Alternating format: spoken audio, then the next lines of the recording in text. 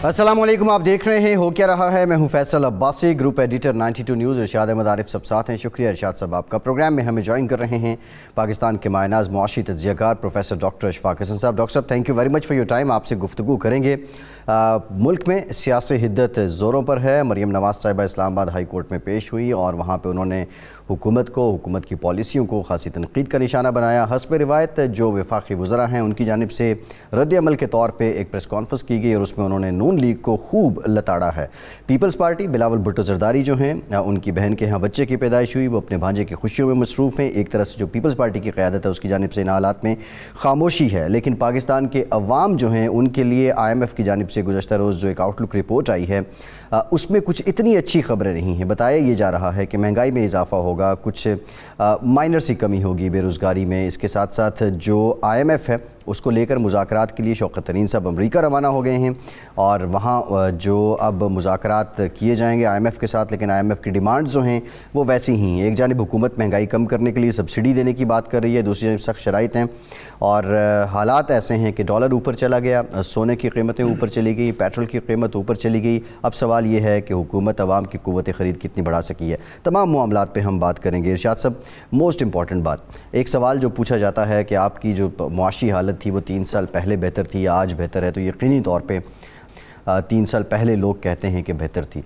अब ये पॉलिसी की नाकामी है, अप्रोच की नाकामी है, गैर संजीदगी है या चीज़ें आउट ऑफ कंट्रोल हैं हुकूमत से? इरशाद साहब देखिए, इसमें तो कोई शक नहीं है, सब मानते हैं कि हालात जो इस वक्त ख़राब हैं ये सिर्फ़ पाकिस्तान में नहीं है, पूरी दुनिया में एक महंगाई है, कोरोना उसकी वजह है और वजूहात भी मौजूद हैं। और पिछले जो कर्ज़े थे, पिछली जो नाक़िस पॉलिसियाँ थीं, उनका खमियाजा भी मौजूदा हुकूमत को भुगतना पड़ रहा है। लेकिन हुकूमत जो कर सकती थी या कर सकती है वो भी अभी तक हमें नज़र नहीं आया कि पूरे अज़्म के साथ, पूरे इरादे के साथ, सही तरजीहात के साथ किया जा रहा हो। मिसाल के तौर पर ये ठीक है, कर्ज़े हैं, वापसी है, मसला है, IMF में जाना पड़ा आपको, ये सारा कुछ है। लेकिन जो चीज़ें पाकिस्तान में पैदा होती हैं, जो चीज़ें आप एक्सपोर्ट नहीं करते, अगर वो भी दस्तरस से आम आदमी के बाहर हो जाएं, महंगी होती चली जाएं और हमारी हुकूमत की, हुकूमती इदारों की किसी किस्म की गिरफ्त ही ना हो, तो आप क्या करेंगे? मैं एक छोटी सी मिसाल दूंगा। एक दिन शायद पहले भी मैं दे चुका हूँ कि यहाँ पेट्रोल की कीमतें हुकूमत मुकर्रर करती है, लेकिन हाई ऑक्टेन की कीमत जो है वो हुकूमत मुकर्रर नहीं करती, कंपनीज़ करती हैं। अब एक पेट्रोल पंप पे वो 135 का लीटर मिल रहा है, दूसरे पेट्रोल पंप पे वो 155 का मिल रहा है और तीसरे पे 172 या 71 का मिल रहा है। ओ भाई, ये कौन सी रॉकेट साइंस आपको चाहिए? कितने आपको माहिरीन चाहिए IMF से ला के बिठाने हैं जो इस चीज़ को कंट्रोल कर सकें? ये तो आपकी जो हुकूमत है, एडमिनिस्ट्रेशन है, उसने कंट्रोल करना है। एक दुकान पे एक फल जो है 10 रुपये अगर मिल रहा है, दूसरे पे 15 मिल रहा है, कोई पूछने वाला नहीं है। अच्छा, ये जो है ये कमज़ोर इंतज़ामी गिरफ्त है। आपने जो टीम मुकर्रर की है सूबे में ख़ास तौर पर और मरकज़ में भी, उनको कोई परवाह नहीं है कि आम आदमी किस तरीके से ज़िंदगी बसर कर रहा है, वो किस तरह गुजारा करेगा। खाद की बोरी जो 6000 की है वो 8000 पे चली जाए, कोई पूछने वाला नहीं है।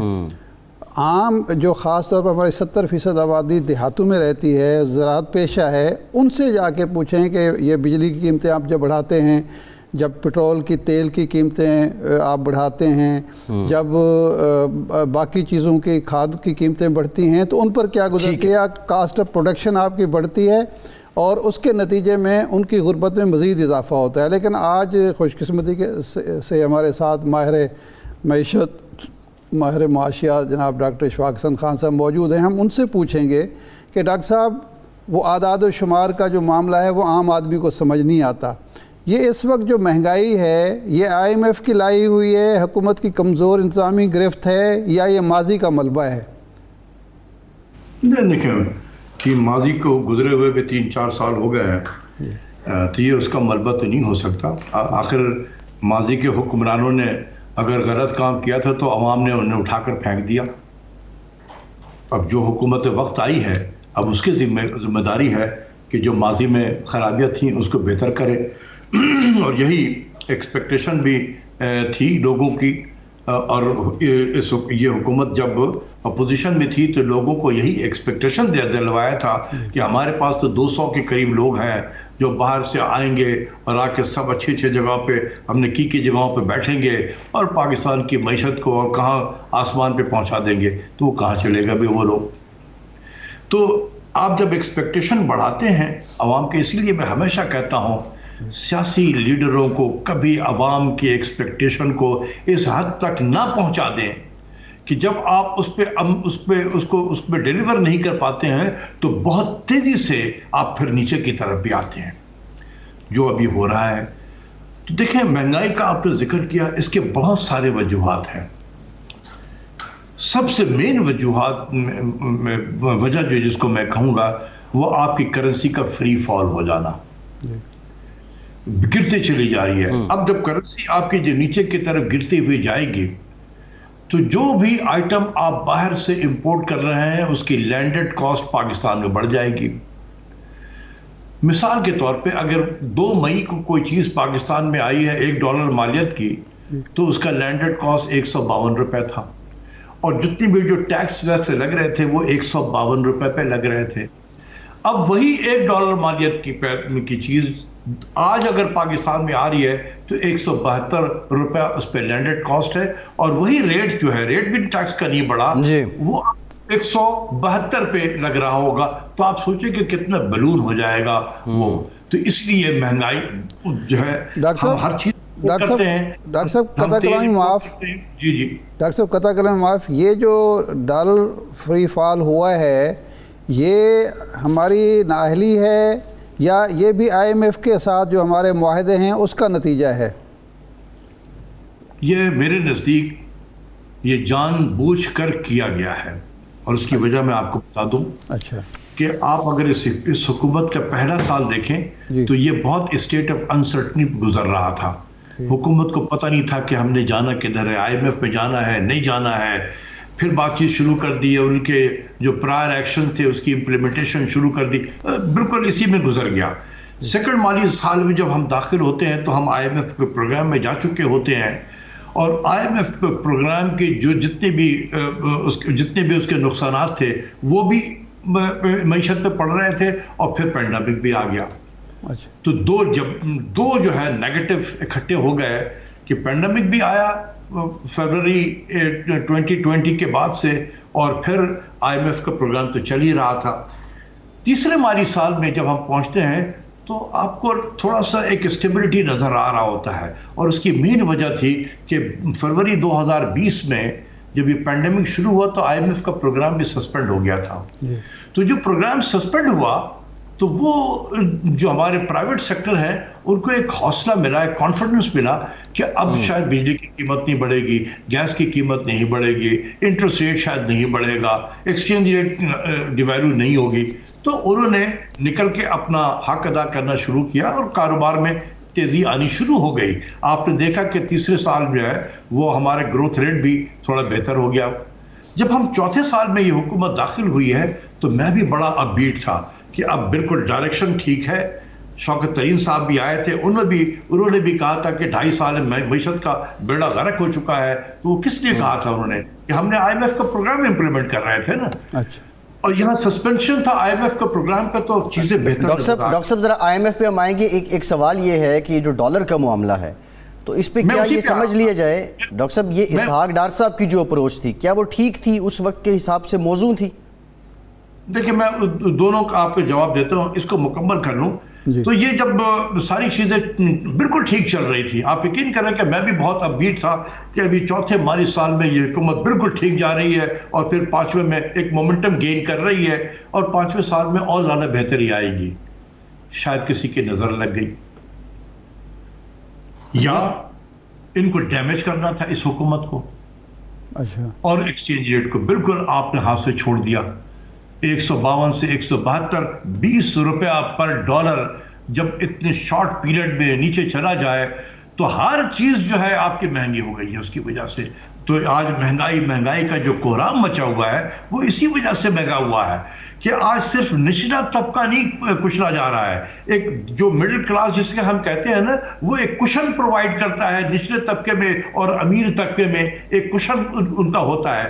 اب وہ کشن بھی جو ہے وہ اب پریشان ہو رہا ہے. یہ مڈل انکم طبقہ بھی جو ہے وہ بھی پریشر میں آ گیا ہے, اور یہ اچھی نشانی نہیں ہے آگے. اگر یہی حالات رہے اور ہم دوبارہ IMF میں گئے تو آپ دیکھیں گے کہ یہ جو کشن ہے جس نے روک کے رکھا ہے غریب اور امیر کے درمیان میں, ایک گیپ کریٹ کر کے رکھا ہے, یہ اگر ہٹ گیا تو آپ یقین کریں کہ پھر تحریر اسکوائر یہاں پر بھی آپ کو نظر آئے گا. ڈاکٹر صاحب یہ جو آپ نے فرمایا کہ نظر لگ گئی یا کسی نے جان بوجھ کے ایسا کیا, تو کیا 3 سال میں یہ تجربہ حاصل نہیں ہوا حکومت کو کہ نظر نہ لگنے دے اور کسی کو شرارت نہ کرنے دے؟ 3 سال میں یہ کچھ نہیں سیکھ پائے؟ اب یہ تو پرائم منسٹر بھی بتائیں گے. آپ لوگوں کے ملاقات ہوتی رہتی ہے, آپ پوچھیں پرائم منسٹر سے کہ آپ کو سمجھ میں نہیں آ رہا تھا کہ یہ ہو کیا رہا ہے, یہ اچانک ہر چیز خراب کیسے ہو گئی ہے. اچھا, تو کسی نے تو کی ہے نا جی. اس آستین کے ساتھ کو تلاش کریں آپ, وہ آپ کے اندر بیٹھے ہوئے ہیں. کس کی ذمہ داری ہے ایکسچینج ریٹ کو ٹھیک رکھنا؟ اسٹیٹ بینک کی ذمہ داری ہے. اسٹیٹ بینک کا سربراہ کون ہے؟ گورنر اسٹیٹ بینک ہے. اگر وہ شخص اپنا کام صحیح نہیں کر رہا ہے تو کیا ہوتا ہے پھر؟ پرائم منسٹر تو دنیا جہاں کے IGs کو اور چیف سیکرٹری کو, FBR کے چیئرمین کو, سیکرٹری خزانہ کو تبدیل کر رہے ہوتے ہیں, تو ادھر کیوں نہیں تبدیل کرتے کہ تمہاری پرفارمنس ٹھیک نہیں ہے؟ تو ایکسچینج ریٹ کہاں سے کہاں چلا گیا ہے. دوسری چیز یہ ہے کہ اگر مجھے کوئی ذمہ داری, اس کا مطلب ہے کہ ڈالر کے معاملے میں ڈاکٹر صاحب, ڈالر کے معاملے میں تو تنہا ذمہ داری جو ہے وہ گورنر اسٹیٹ بینک کی بنتی ہے, رضا باکر صاحب کی ہے. ان کا مین ریسپانسبلٹی یہی ہے نا, to maintain stability in exchange rate. تو دیکھیں جب آپ کا ریزرو بڑھ رہا ہو جی تو اس بات کی عکاسی ہے کہ آپ کے یہاں ڈالر کا انفلو زیادہ ہے آؤٹ فلو کے مقابلے میں.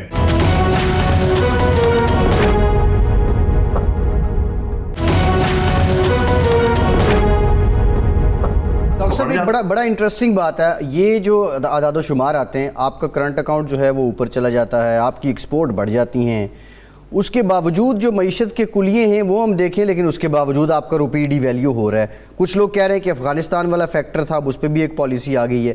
کیا اونلی افغانستان جو ڈالر جا رہا ہے وہی ریزن ہے, یا یہ جو فگرز ہیں یہ ڈاؤٹ فل ہیں؟ اور کیا یہ سٹاک ہو رہا ہے, کہیں ذخیرہ اندوزی ہو رہی ہے؟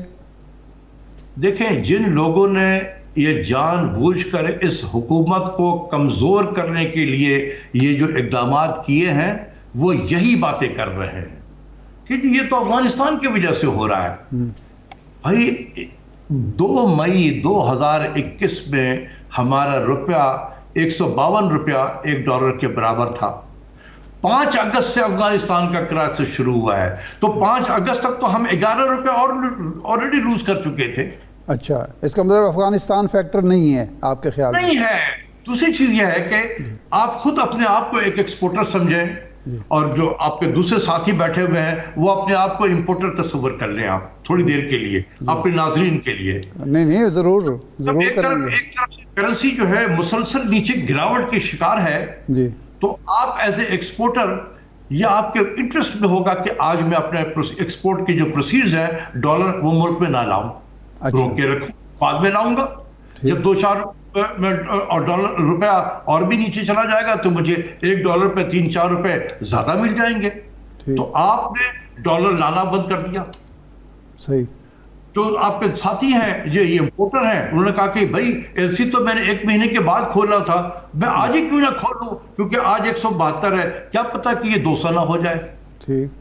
انہوں نے آج ڈیمانڈ ڈالر کی کریٹ کر دی اور آپ نے سپلائی میں کمی کر دی کیونکہ آپ ایکسپورٹ کے پروسیڈز نہیں لا رہے ہیں. تو پھر یہ ڈیمانڈ سپلائی کا گیپ ہوا, یہ پریشر جو ہے وہ کنٹینیوسلی چل رہا ہے. اس کا افغانستان سے کوئی تعلق میرے نزدیک, اگر ہوگا بھی تو بہت مائنر سا امپیکٹ ہوگا. لیکن یہ جب ایک ہوتا نا ایکسپیکٹیشن آف فردر ڈیویلویشن, یہ ایک جو ہے زہر قاتل ہے. ڈاکٹر صاحب اب جو نئی شرائط آ رہی ہیں، اب وہ جو سسپینڈ تھا پروگرام IMF کا، وہ چونکہ دوبارہ بحال ہو گیا، اب یہ جا بھی رہے ہیں، یہ اب وہ کہتے ہیں جی بجلی 2 روپے اور مہنگی کر دیں، گیس کی قیمتیں زیادہ کریں، پیٹرول کی قیمتوں پر جو آپ وہ کرتے ہیں وہ نہ کریں، ویسے بھی عالمی مارکیٹ میں ٹیکس زیادہ لگائیں، تو کیا ہم اس سے کوئی بچ سکتے ہیں ان شرائط سے، اور کیا یہ ہمارا مقدر ہے کہ یہ مہنگائی بڑھاتے ہی چلے جانا ہے ہم نے؟ بڑا اچھا سوال کیا ہے آپ نے. لیٹ میں تھوڑا سا، میں ٹیکنیکل تو ہے لیکن بہت کوشش کروں گا کہ میں عام فہم زبان میں سمجھاؤں. یہ جو IMF کا جو پروگرام ہوتا ہے نا، IMF as a institution is responsible for implementing the new liberal economic order. صحیح. جس کو ہم آج کل کے زبان میں واشنگٹن کنسنسس کہتے ہیں. ٹھیک. Consensus between home, consensus between 3 institution, IMF، world bank and United States treasury. تین اداروں کے درمیان ایک کنسنسس ہے. کس چیز پہ کنسنسس ہے؟ 4 چیز پہ. پھر کہ ٹائٹ مانیٹری پالیسی، یعنی کہ جب بھی کوئی ہم جیسا ترقی پذیر ملک پہنچے IMF میں تو اس کو یہ 4 پالیسی امپلیمنٹ کرنی ہی کرنی ہے. کیا چیز ہے وہ؟ Tight monetary policy, interest rate کو بڑھاؤ. ٹائٹ فسکل پالیسی، سبسڈیز کو ختم کرو، ٹیکس لگاؤ، انبار لگا دو ٹیکسوں کے، اور آسٹیرٹی کی طرف جاؤ. تیسرا ہے مارکیٹ بیسڈ ایکسچینج ریٹ، یعنی ڈیویلویشن کرو. اور چوتھا ہے یوٹیلیٹیز کی پرائسز کو بڑھاؤ، بجلی اور گیس کی قیمتیں بڑھاؤ. یہ ہے واشنگٹن کنسنسس. کیا IMF اکیلا کچھ پاکستان کو ریلیف دے گا؟ یہ تو 3 ملکوں کے 3 اداروں کے درمیان میں ہے. تو جب تک یونائٹڈ اسٹیٹس ٹریجری آپ کو اجازت نہیں دے گی IMF کو، یہ اس میں کوئی نرمی نہیں ہو سکتی. ڈاکٹر صاحب جناب عمران خان صاحب تو ریاست مدینہ کی بات کرتے ہیں، اور ریاست مدینہ میں تو ٹیکس کم سے کم ہوتے ہیں. ویسے بھی ابن خلدون یہ لکھتا ہے کہ اچھی ریاست وہ ہوتی ہے جہاں ٹیکس کم ہوں، اور بری ریاست کا جو اس نے بتایا ہے وہ کہتے ہیں جہاں بھی ٹیکس بڑھیں گے وہ ریاست بری اور تباہ حال ہوتی چلی جائے گی. اس میں دیکھیں، میں جہاں حکومت کی جو ذمہ داری ہے، کچھ پاکستانی عوام کی بھی ذمہ داری ہے. جو لوگ صاحب حیثیت ہیں، جنہوں نے ٹیکس دینا ہے، وہ ہمارے یہاں شاید کلچر نہیں ہے ٹیکس دینے کا. ہمارے یہاں کلچر ہے ٹیکس کو اوائڈ کرنے کا. ہر وہ راستہ اختیار کریں گے کہ ٹیکس دینا نہ پڑے ہمیں. کاروبار میں نقصان دکھائیں گے کہ جی ہم تو لٹ گئے ہیں، برباد ہو گئے ہیں. ہمارا ایک کلچر ہے، منافع میں اگر کمی ہو جائے تو a loss in profit is treated as loss in business. جی جی بڑا نقصان ہو گیا ہمارا. بھئی کیا ہو گیا؟ وہ پچھلے سال 100 روپے کمائے تھے، آج میں نے 50 کمایا اس سال میں، بڑا نقصان ہو گیا جی ہمارا. یہ نہیں کہہ رہے کہ جی آپ نے 50 روپے کمایا ہے، this is your profit. So a decline in profit is treated as loss in business. اور پھر ہم رونے شروع کر دیتے ہیں اور ٹیکس ویکس. مطلب یہ کہ ہمارے یہاں کلچر نہیں ہے. اگر ہم ایز اے پاکستانی، جو ہمارے جو صاحب حیثیت لوگ ہیں، وہ اگر ٹیکس اپنا دے دینا تو اس قوم کو اور IMF کے پاس جانے کی ضرورت نہیں پڑے گی. جی ٹھیک ہے، بالکل ہم کرتے ہیں کہ IMF کے پاس کیوں جا رہے ہیں. جی بالکل doctor Ashfaq Hasan sahab, thank you very much for your time. ان پر آپ بالکل بات ٹھیک کہہ رہے ہیں، لیکن جو صاحب ثروت لوگ ہیں وہ پھر FBR سے شکوہ کرنا بھی رہتے ہیں کہ جو پالیسی ہے دیٹ از ناٹ فرینڈلی. ایک بریک لیتے ہیں، بریک کے بعد کچھ سیاسی بات بھی کریں گے، لیکن یہ بھی جانیں گے اگر IMF پروگرام میں جانا ہے تو پھر مہنگائی کم کرنے کے لیے سبسڈی کیسے دی جائے گی. بریک کے بعد بات کرتے ہیں.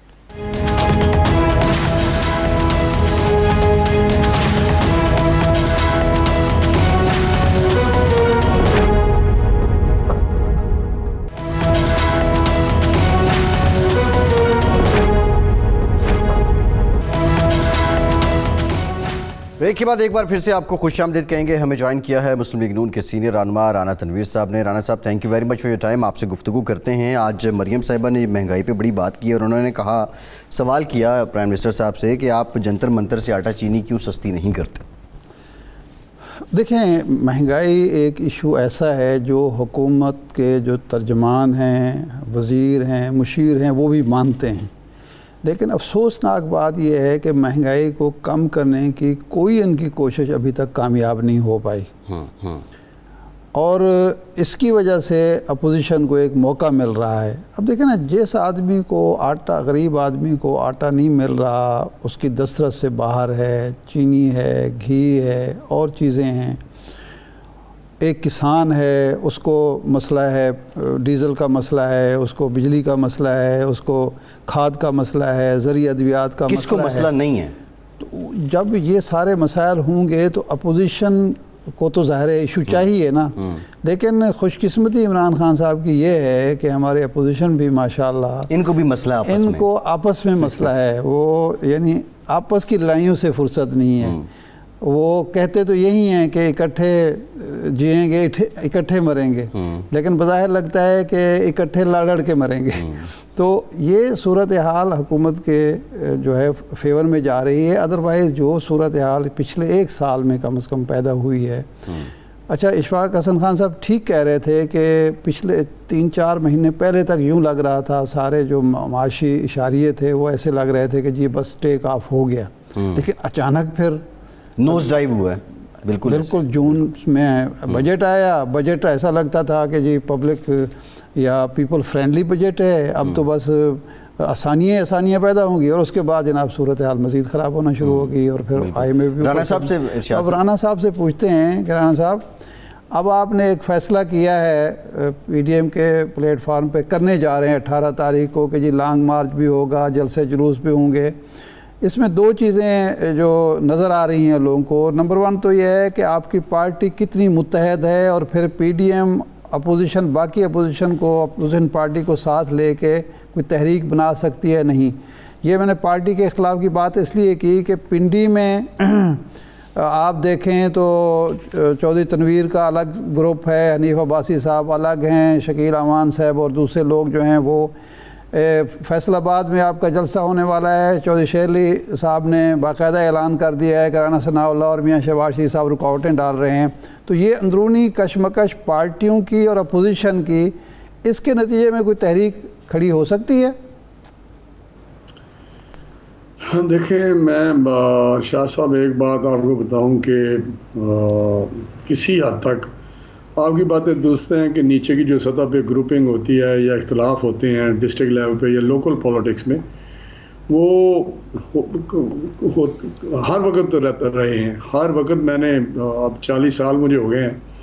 تو یہ ایک میرا خیال ہے پولیٹکس کا یا ہیومن نیچر کا فینومینا ہے کہ یہ چیزیں چلتی رہتی، فیملی میں ہی ہو جاتا ہے سارا سلسلہ. لیکن جہاں تک اوور آل پارٹی کا تعلق ہے، وہ ہماری قیادت جو ہے اس کے نیچے بالکل ایک چھتری کے نیچے سارے اکٹھے ہیں، اور وہاں سے جو فیصلہ آتا ہے یا حکم آتا ہے وہ سارے کے سارے لوگ اس پہ عمل درآمد کرنے کے لیے کسی بھی کوئی کمی نہیں چھوڑتے. میں یہ آپ کو بتا رہا ہوں، چاہے جلسے ہوں، چاہے جلوس ہوں، یا دھرنے ہوں، یا جو بھی پروگرام پارٹی سے ملے. تو وہ بات آپ کی درست ہے کہ کم سے کم کریٹیکل موقع پہ وہ جو دڑے بندی لوکل ہے ڈسٹرکٹ لیول پہ یا نچلی سطح پہ یا حلقوں کے لیول پہ، وہ نہیں ہونی چاہیے. کیونکہ یہ اس وقت جو بات آپ نے کی ہے، میں سمجھتا ہوں نہیں ہونی چاہیے. کیونکہ وہ جو مشن ہوتا ہے شاید اس میں وہ اتنی زیادہ وہ طاقت یا آپ سمجھ لیں کہ اس میں جذبہ یا وہ تحریک نہیں پیدا ہو سکتی. اگر ہم جس طرح آپ نے فیصل آباد کی بات کی، اب چونکہ شیر علی صاحب بڑے سیزنڈ پولیٹیشین ہیں، بڑے سینئر رہنما ہیں، ہمارے بزرگ ہیں، لیکن میں سمجھتا ہوں کہ اس قسم کی بات نہیں ہونی چاہیے جو انہوں نے کی ہے. اور یہ تصور سے ہی باہر ہے کہ شہباز صاحب یا ثناء اللہ صاحب وہ کیوں کریں گے. میرا خیال ہے شیر علی صاحب سے زیادہ ان کی اپنی وہاں عزت کا مسئلہ ہے ثناء اللہ صاحب کا. رانا صاحب، لیکن مریم صاحبہ بھی یہ کہتی ہیں کہ پارٹی میں کچھ لوگ ہیں جو ہم سے خوفزدہ ہیں اور جن سے ہم خوفزدہ رہتے ہیں. تو یہ بھی تو ظاہر بات ہے لیڈرشپ کی سطح پر ہی وہ کر رہے ہیں نا، کوئی کارکنوں کی بات تو نہیں ہو رہی. ہاں، میں کہہ تو نہیں سکتا یہ کس کنٹیکسٹ میں بات انہوں نے کی ہے. آنیسٹلی میں نہیں کہہ سکتا اس پہ، یہ نہیں کہ ویسے، لیکن مجھے اس کی کوئی جناب جاوید لطیف صاحب کا جب ذکر ہوا، ان کو جو شوکاز نوٹس جاری ہوا ہے، اس پر انہوں نے کہا کہ پارٹی میں کچھ لوگ ہیں، کیونکہ لوگوں نے سوال کیا تو اس پہ انہوں نے کہا کہ پارٹی میں کچھ لوگ ہیں جن سے ہم خوفزدہ ہیں اور جو ہم سے خوفزدہ ہیں. اشارہ تو یہی تھا کہ جاوید لطیف صاحب ٹھیک کہہ رہے ہیں کچھ لوگوں کے بارے میں. نہیں میرا خیال ہے وہ اس کو کسی نے نہیں ماننا. جو لطیف صاحب جو ہیں انہوں نے جو بات کی ہے اس کو تو میرا سبھی نے کہا ہے کہ ایسی بات نہیں کرنی چاہیے تھی. اگر کسی کہ کوئی ذہن میں کوئی بات ہے تو پارٹی کے اندر بیٹھ کے اس قسم کی بات ہونی چاہیے. بار وہ ایک قصہ ہے وہ پرانا ہو گیا ہے. رانا صاحب یہ کوئی اتنا اہم بات نہیں ہے وہ میں اس کو ڈسکس نہیں. چودھری شیر علی صاحب کا بھی ذکر ہوا ہے. یہ تو بڑا پرانا تنازع ہے. آج تک یہ معمہ یہ تنازع آپ کی قیادت حل نہیں کرا سکی. وجہ کیا ہے؟ کیا چودھری شیر علی صاحب نواز شریف شہباز شریف کے بس سے باہر ہیں اس وجہ سے یہ حل نہیں ہو سکا، یا رانا صاحب کی طرف سے کوئی لچک نہیں ہے؟ اس کو تو اب تک ختم ہو جانا چاہیے تھا. 1 دہائی ہو چکی ہے اس تنازع کو. میں سمجھتا ہوں یہ ختم ہونا چاہیے، میں یہی کہہ سکتا ہوں. لیکن جہاں تک بات آپ نے دوسری کی وہ زیادہ ضروری ہے. اسے پارٹی ہماری بالکل ٹھیک ہے. جب بھی کبھی تاریخ چلے گی تو میں آپ کو یقین دلاتا ہوں کہ کوئی بھی ایک ورکر بھی پیچھے نہیں رہے گا. وہ سبھی انشاءاللہ اس میں اپنا حصہ ڈالیں گے اور چلنی چاہیے. یہ جو بات آپ نے کی ہے 3 سال ایک سمجھ لیں کہ بلیسنگ گورنمنٹ کے لیے یا کچھ ایسی حالات تھے کہ ہمارے لیڈران ہماری قیادت سبھی پارٹیوں کی اندر جا رہی تھی باہر آ رہی تھی جیلوں میں، تو اس طرح شاید وہ بات نہیں ہو سکی. لیکن جہاں ہمیں مہنگائی کی بات کرنی چاہیے تھی شد و مت سے، کیونکہ یہ ایک عام آدمی کا مسئلہ تھا اور عام آدمی ہم سے سننا چاہتا ہے اپوزیشن سے. اور یہ ہماری فرض بھی ہے کہ اگر عام آدمی کے حالات ارشاد صاحب جو آپ نے ذکر کیا ہے، اگر وہ دیگر گو ہیں، وہ 2 وقت کی روٹی نہیں کھا سکتا، عزت کے ساتھ رہ نہیں سکتا، اپنے بچوں کی فیسیں نہیں دے سکتا، علاج نہیں کرا سکتا، تو یہ بہت ساری ایشو ہے. تو میں سمجھتا ہوں کہ پھر ہمیں ان کی بات ضرور کرنی چاہیے اور ہمیں ایشو اٹھانا چاہیے. یہ جو بجٹ کی آپ نے بات کی شاہ صاحب، بڑی آپ نے اچھی باتیں کی ہیں. بجٹ میں سمجھتا ہوں کہ جو بجٹ جس چیز کو ہم کہتے ہیں یا جس کو جو کنسیپٹ تھا، یہ ایک کانسٹیٹیوشنل کور تھا اس کو کہ 1 سال کی آمدن اور خرچ اخراجات کا جو میزانیہ وہ پیش کیا جائے گا، اس کی سینکٹیٹی ہوتی تھی. اگر آپ کو یاد ہو تو یہ ایک بڑا مقدس سمجھ لیں، اس انداز سے میں نہیں کہہ رہا، لیکن ایک ضرور سیکرٹ ڈاکومنٹ ضرور ہوتا تھا جس کو ایک تیار کیا جاتا تھا. آپ کو پتہ ہے CBR یا FBR سیل کر دیا جاتا تھا، ٹیلی فون لائنیں کاٹ دی جاتی تھی. آج تو یہ بجٹ کوئی ہے ہی نہیں ہے. یہ ایک ایسا لے آتے ہیں فگرز جو اس وقت روزی سی پکچر ہوتی ہے جو آپ نے بات کی فرینڈلی بجٹ، لیکن اصل میں بجٹ ہوتا ہی نہیں ہے. بجٹ تو سارا سال بناتے رہتے ہیں. بجٹ پیش کرنے کے بعد بھی آپ سمجھیں کہ اگلے دن بھی منی بجٹ آ رہا ہوتا ہے، پھر 8 دن بعد آ رہا ہوتا ہے. یہ بڑا ہی انفارچونیٹ ہے، بہت ہی سیریس بات ہے. بیڈ بجٹنگ اور انڈسپلن جو فائنینشیل انڈسپلن ہے، تو میں سمجھتا ہوں یہ بہت سیریس چیزیں ہیں. گورنمنٹ اب جو ہوتی ہیں وہ ان کی نظر میں نہ پارلیمنٹ کی کوئی توقیر ہے، اس کی کوئی سینکٹیٹی ہے، نہ سوورینٹی ہے، اس کو انڈرمائن کیا جاتا ہے، نہ کوئی بجٹ کی کوئی ایک سینکٹیٹی ہے یا اس کے کوئی وقت ہے. تو جب تک یہ چیزیں ٹھیک نہیں ہوگی ہم آگے کس طرح بڑھیں گے؟ پھر وہی ہوگا جو ہر روز پٹرول بڑھتا ہے، وہی ہوگا جو ہر روز مہنگائی بڑھتی ہے، وہی ہوگا جو شوگر میں یا ویٹ کو ہم صحیح یا NLG کی ہم سپلائی لائن چین سپلائی چین جو ہے وہ ٹھیک نہیں کر سکے. رانا صاحب یہ آپ کی قیادت کی طرف سے ہمیں سننے کو مل رہا تھا 4-5 مہینے پہلے کہ جی ہم اس حکومت کو گرانا نہیں چاہتے، تبدیل نہیں کرنا چاہتے. اور پیپلز پارٹی کے ساتھ بھی یہی اختلاف تھا، اس لیے کہ یہ اپنے بوجھ سے وہ گرنی چاہیے اور الیکشن قبل از وقت اگر ہو گئے تو ہم اس کا بوجھ نہیں اٹھا سکتے. اب لیکن آپ تحریک کی باتیں کر رہے ہیں اور آپ کہتے ہیں کہ جی الیکشن مڈ ٹرم شفاف الیکشن ہونے چاہیے، تو پالیسی میں کوئی تبدیلی آئی ہے. لیکن پھر آپ اگر چلے گئے ہیں پیپلز پارٹی کے لائن پہ تو پھر پیپلز پارٹی کو PTM میں خوش آمدید کہیں، مل کے چلیں. میں پارٹلی آپ سے اتفاق کر رہا ہوں، لیکن جو 2 اس کے حصے ہیں. ایک تو آپ نے کہا کہ آپ اس پہ آ گئے ہیں کہ گورنمنٹ کو ہٹانے پہ جو پیپلز پارٹی کہتی تھی اس وقت آپ نہیں مانے. نہیں، اس میں فرق تھا. پیپلز پارٹی کہتی تھی کہ گورنمنٹ کو ہٹایا جائے، ایجنڈا ہمارا ایک ہی تھا، ہٹایا جائے، لیکن تھرو ووٹ اور نو کانفیڈنس ہٹایا جائے، عدم اعتماد کے ذریعے ہٹایا جائے. جو ہم سمجھتے ہیں کہ فیوٹائل ایکسرسائز ہے، یہ نہیں ہوگا. ہم سمجھتے تھے گورنمنٹ کو اٹھایا جائے, ہم یہاں لانگ مارچ کریں, دھرنا دیں, اسی لیے موبیلائزیشن بھی اسی لیے کی تھی. جتنا پریشر یا جتنے جلسے ہم نے کیے تھے پورے پاکستان میں وہ اسی لانگ مارچ اور دھرنے کے لیے کیے تھے, اور ساتھ تھا کلب بائی کہ ہم ریزگنیشن دیں گے, استعفے دیں گے ہم. تو استعفے لے بھی لیے, پیپلز پارٹی نے بھی لیے, ہم نے بھی لیے, انہوں نے قیادت نے اپنے ممبر سے لے لیے. اس کا مطلب وہ پہلے شروع میں چاہتے تھے. اس میں میاں نواز شریف صاحب کا جو تھا سوچ, جو بڑی ٹھیک سوچ تھی کہ اگر ہم یہ سارے ریزائن کر دیں گے تو یہ ٹھہر نہیں سکے گی گورنمنٹ, اور پھر ڈیفینیٹلی 100% گورنمنٹ چلی جائے گی گھر. لیکن پہلے والا جو ایشو تھا, پیپلز پارٹی کا جو اپروچ تھی, وہ اتنی قابل عمل یا اس کا نتیجہ خیز نہیں تھی. لیکن آج سمر تو اسی کے نا رانا صاحب, اگر آپ استعفے دے دیتے تو کہاں ہوتے آپ, تو گراؤنڈ سے ہی باہر ہوتے. پیپلز پارٹی تو استعفوں, ہم سمجھتے ہیں پھر اس اتنے تعداد میں استعفوں سے یہ گورنمنٹ کبھی نہ ہوتا, پھر الیکشن ہو جاتے. یہ میں آپ کو بتا رہا ہوں, یہ میرا بھی سوچ نہیں ہے, میری پکی یہ ایمان ہے کہ یہ گورنمنٹ نہیں ٹھہرتی. آپ جو بات کر رہے ہیں کہ ہم آپ بھی چاہتے ہیں کہ جو بات کی ہے شاہ صاحب نے بہت اچھی بات کی ہے کہ اس کا بوجھ ہم کیوں اٹھائیں. لیکن یہ اگر آج بوجھ ہے تو سال بعد یہ اور زیادہ بوجھ بڑھ جائے گا, 2 سال بعد زیادہ شاہ صاحب بوجھ بڑھ جائے گا. آج بھی چیزوں کو سنبھالنا, معیشت کو سنبھالنا, عام جو مسائل پیدا کر دی گئے ہیں, جو اداروں کو کمزور کر دیا گیا ہے, ان سب کو سنبھالنا میرا حال بڑا مشکل کام ہے. لیکن کسی نے تو بوجھ اٹھانا ہے, کسی نہیں. تو اب آپ حکومت کو کس طرح گرانا چاہتے ہیں؟ گرانے کی صورتحال کیا ہے؟ استعفے آپ دینا نہیں چاہتے, تحریک بغیر پیپلز پارٹی کے ANP کے آپ چلا سکتے ہیں اتنی بڑی تحریک کہ حکومت گر جائے؟ لانگ مارچ کی پروپوزل بھی ہے. میں آپ سے اتفاق کرتا ہوں, لیکن ہماری کوشش ہے کہ پیپلز پارٹی اور ANP دوبارہ ہمارے فولڈ میں آئے. اور یہی شہباز صاحب نے مولانا فضل الرحمان صاحب سے جب ابھی ماڈل ٹاؤن میں ملاقات ہوئی ہے تو وہاں یہی کہا کہ پیپلز پارٹی کو ہمیں ساتھ لے کے چلنا چاہیے, اور وہ پارلیمنٹ کی حد تک انہوں نے کہا کہ ہاں ان کو ساتھ لے کے چلنا چاہیے.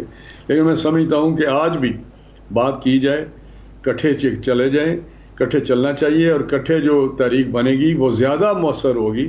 لیکن اللہ کے فضل سے آپ دیکھیں جب ہم یہ کام شروع کر رہے ہیں تو مجھے اپنی امید ہے پولیٹیکل میری جو سوچ ہے کہ آٹومیٹکلی پیپلز پارٹی اور ANP ہمارے اس آ جائے گی اس وہ آربٹ میں, یا اس میں آپ سمجھ لیں کہ ہمارے شامل ہو جائیں گے. لیکن رانا صاحب اگر مثلا پیپلز پارٹی نہیں آتی تو پھر آپ استعفے دے دیں گے؟ نہیں, استعفے دیکھیں پھر وہی بات ہے نا. اگر آپ میرا حال میں اس کو تھوڑا کلیئر کر دوں, پیپلز پارٹی ANP ساتھ ہو تو استعفے دیں تو ان کی ایک اتنی نمبر ہے کہ پھر گورنمنٹ نہیں ضمنی الیکشن کرا سکتی یا چل سکتی. لیکن جب ہم دیں گے تو شاید اس کی وہ شاید نہیں, وہ ڈیفینیٹلی اس پہ نہیں.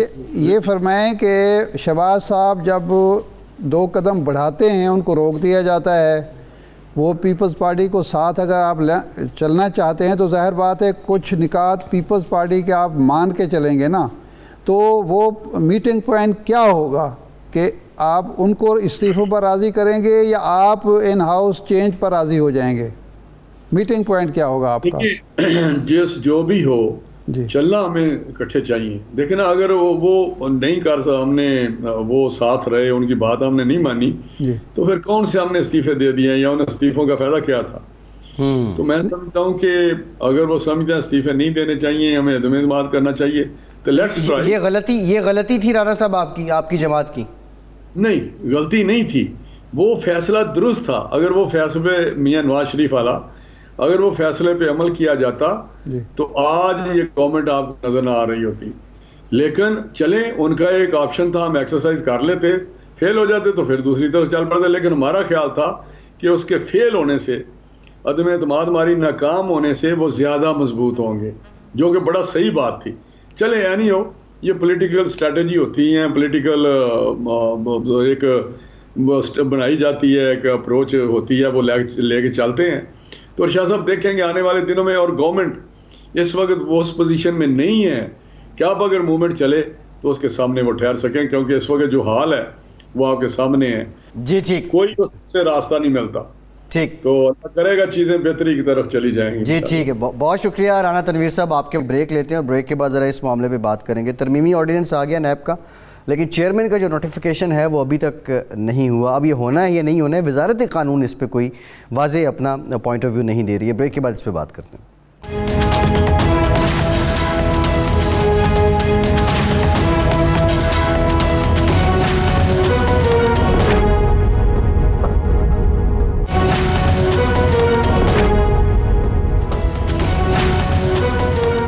بریک کے بعد ایک بار پھر سے آپ کو خوش آمدید کہیں گے. ارشاد صاحب, ترمیمی آرڈیننس آ گیا نیب کا. چیئرمین نیب جو ہیں وہ ابھی تک کنٹینیو کر رہے ہیں. جو نیا آرڈیننس ظاہر ہے اس وقت تک وہ کریں گے جب تک نئے چیئرمین نہیں آ جاتے ہیں. لیکن اب ان کا یہ جو ایکسٹینشن کی مدت ہے یہ نوٹیفائی ہونا ہے یا نہیں ہونا ہے, اس پہ کوئی ابہام ہے اور یہ مسلسل سوال اٹھایا جا رہا ہے. نہیں بات صاحب, کوئی ابہام نہیں ہے. اس میں آرڈیننس میں یہ لکھا ہوا ہے کہ جب تک نئے چیئرمین کا تقرر نہیں ہوتا وہ کام کرتے رہیں گے. تو ان کی کوئی نئی اپائنٹمنٹ نہیں ہو رہی جس کا نوٹیفیکیشن جاری ہونا چاہیے. چونکہ نئے چیئرمین کا تقرر نہیں ہو رہا, وزیر اعظم اور لیڈر آف دی اپوزیشن کے درمیان کوئی مشاورت نہیں ہو رہی, کسی نئے نام پر اتفاق رائے نہیں ہو رہا, تو اس لیے وہ کنٹینیو کر رہے ہیں. اس میں ایک سوال یہ نا, جو یہ موجودہ چیئرمین ہیں ان کے جب تقرر ہوا تھا تو اس وقت جو قانون تھا اس سے پہلے والا تھا, اب یہ ترمیمی قانون ہے. ہاں, اس کے آنے کے بعد تو ان کا تقرر نہیں ہوا. نہیں, یہ ترمیمی آرڈیننس کے ذریعے طے ہو گیا کہ جب تک نیا چیئرمین نہیں آتا پرانا کام کرتا رہے گا.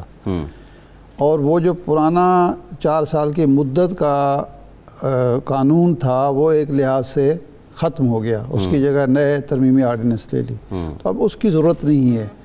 اصل میں بنیادی چیز جو اب ہے کہ کیا ایک چیئرمین جو ایک آرڈیننس کی روح سے کام کر رہا ہے وہ بہرحال اب اس کی جو توسیع ہے وہ مرہون منت ہے کہ آرڈیننس کی, کل اتفاق ہو جائے پرسوں اتفاق ہو جائے تو کیا وہ مؤثر طریقے سے کام کر سکتا ہے. یہ ایک سوال ہے کہ کیا اس کی وہی پاور تو وہی ہوگی جو لکھا ہوا ہے قانون میں, لیکن جو اخلاقی ایک طاقت ہوتی ہے, قوت ہوتی ہے, وہ برقرار ہے یا نہیں ہے, یہ ایک سوال ہو سکتا ہے. لیکن ابھی تو وہ کام کر رہے ہیں, وہ کرتے رہیں گے. جی, پرابلم یہ پیش آ رہا ہے کہ اب ایک نیا معاملہ, یہ نوٹیفیکیشن کا معاملہ نہ آتا تو شاید لوگ جا چکے ہوتے کورٹس میں اور یہ معاملہ جس طرح چیلنج کہہ رہی تھی. ہاں, ایک صاحب نے چیلنج کیا ہے, لیکن جو مؤثر پارٹیاں ہیں, سیاسی پارٹیاں ہیں یا جو وکٹم ہیں نیب کے, ان میں سے کوئی ابھی نہیں گیا. ہمارے پروگرام میں شاہد خاقان نواز صاحب نے کہا تھا کہ اگر پی ڈی ایم نہیں کرے گی, پارٹی نہیں کرے گی تو میں ضرور کروں گا, لیکن ابھی تک تو انہوں نے بھی نہیں کیا. تو ایک انڈیویجول اگر وہ جاتا بھی ہے, ظاہر ہے اس کی بھی وہی ہے, حقوق ہیں, وہ کر سکتا ہے. لیکن اگر یہ اپوزیشن کرتی تو پھر صورتحال بالکل مختلف ہوتی. لیکن ابھی بظاہر تو یوں لگ رہا ہے کہ یا تو گورنمنٹ نے انگیج کر لیا ہے تھرو اسد قیصر صاحب, اسپیکر قومی اسمبلی, کہ کوئی مذاکرات ہو رہے ہیں دونوں خانہ, 120 دن بھی دیکھے جا رہے ہیں, یا 120 دن دیکھے جا رہے ہیں, نئے قومی اسمبلی کے اجلاس کا انتظار کیا جا رہا ہے, یا کوئی اور حکمت عملی بنائی جا رہی ہے. تو ابھی تک خاموشی ہے. یہ بھی ہو سکتا ہے کہ بالآخر اپوزیشن نے قبول کر لیا, اس کو بھی ٹھیک ہے. انڈر دا ٹیبل کوئی سمجھوتا جو ہے وہ ہو چکا ہو. ہاں, سمجھوتے کی بات تو ہوتی تو سامنے آ چکی ہوتی, لیکن خاموشی بھی سمجھوتا حکومت اور اپوزیشن کہتے ہیں نا الخاموشی نیم رضا, تو خاموشی بھی رضامندی ہوتی ہے. سمجھوتا حکومت اور اپوزیشن کے درمیان. ارشاد صاحب, ایک بڑی ٹیکنیکل بات ہے جو سمجھ نہیں آ رہی, آپ ذرا اس پہ روشنی ڈال دیں. ابھی حکومت نے پچھلے دنوں, بلکہ وزیر خزانہ نے بھی کہا, باقی جو فاضل وزراء ہیں انہوں نے بھی کہا کہ مہنگائی کم کرنے کے لیے ہم جو بنیادی اشیاء ہیں ان کو سبسیڈائز کریں گے. اب کھانے پینے کی اشیاء بھی بنیادی ہیں, آٹا, دال, چینی, چاول, لیکن بجلی, گیس, یہ پیٹرول, ایندھن, یہ چیزیں بھی بنیادی ہیں. اب اگر یہ آئی ایم ایف کے پاس جاتے ہیں, آئی ایم ایف کی ڈیمانڈ یہی ہے کہ آپ سبسڈی ختم کریں, آپ بجلی کی قیمت جتنے میں آپ بنا رہے ہیں اتنے میں بیچیں, ٹیکس زیادہ لگائیں. یہ کیسے مینیج کریں گے؟ آئی ایم ایف کیسے ان پہ ٹرسٹ کرے گا, اور حکومت کی بات پہ عوام کو کیسے ٹرسٹ کرنا چاہیے کہ سبسڈائز ہوگا؟ دیکھیں, یہ جو گمیکس ہیں نا, یہ جو ہم چھوٹے موٹے شعبدہ بازی کرتے ہیں نا, حکومتیں کرتی ہیں, اس کا کوئی فائدہ نہیں ہوتا. آپ عام آدمی کی قوت خرید جب تک نہیں بڑھائیں گے، جب آپ کے کرنسی کی کوئی ویلیو نہیں ہوگی، جب آپ اشیاء خورونوش سستی نہیں کریں گے، جن آئٹمز پر سبسڈی دی جاتی ہے اس کا کوئی فائدہ ہوا ہے؟ یہ سلیب جو آپ نے مقرر کیے ہوئے ہیں اس کا کوئی فائدہ ہو رہا ہے؟ کہ آپ سلیب آپ نے مقرر کر دیا کہ یہ 300 جو یونٹ ہیں اس پر لاگو نہیں ہوگا، لیکن وہ لاگو نہیں ہو رہا، لیکن وہ جو بجلی چوری کا بل اس صارف کو پڑ رہا ہے جی، وہ تو غریب امیر سب کو پڑ رہا ہے، اس کی روک تھام آپ کے پاس ہے نہیں۔ اچھا، اگر وہ ہر ایک مہینے بعد 15 دن کے بعد 2 روپے پر یونٹ آپ بجلی بڑھا رہے ہیں، اب اس پچھلے ایک مہینے میں آپ نے کتنی بار بڑھائے؟ جی، تو وہ سبسڈی کا کوئی فائدہ نہیں ہے۔ سبسڈی آپ کریں گے تو اس میں کرپشن کا کھاتہ کھل جائے گا، اور ایک طرف آپ سبسڈی دیتے جائیں گے، دوسری طرف آپ چیزوں کی قیمتیں بڑھاتے چلے جائیں گے، وہ حساب برابر نہیں ہوگا، بلکہ وہ بڑھوتری جو ہوگی وہ زیادہ مؤثر ہوگی۔ تو اس کے لیے بہترین طریقہ وہی ہے کہ آپ بنیادی توجہ اس بات پر دیں کہ آپ کی ٹیم اس قابل ہو کہ وہ کنٹرول کر سکے۔ سب سے بڑا ایشو جو بن رہا ہے نا اس وقت موجودہ حکومت کا، انتظامی کنٹرول نہیں ہے اس کا۔ صوبائی حکومتیں اور مرکزی ادارے جو ہیں وہ ناکام نظر آ رہے ہیں۔ جس طرح ڈاکٹر اشفاق حسن خان صاحب کہہ رہے تھے 20 روپے اضافہ ڈالر کی قیمت میں 2 مہینے کے اندر، کوئی مذاق ہے؟ یعنی 20 روپے تھوڑی رقم ہے۔ تو اس لیے یہ کام بنیادی نوعیت کے نہیں کریں گے تو ان چیزوں سے کچھ فائدہ نہیں ہونے والا۔ بالکل ٹھیک ہے ارشاد صاحب، پروگرام کا وقت ختم ہو گیا، بہت شکریہ آپ کا، آج کے پروگرام سے اتنی اجازت دیجیے۔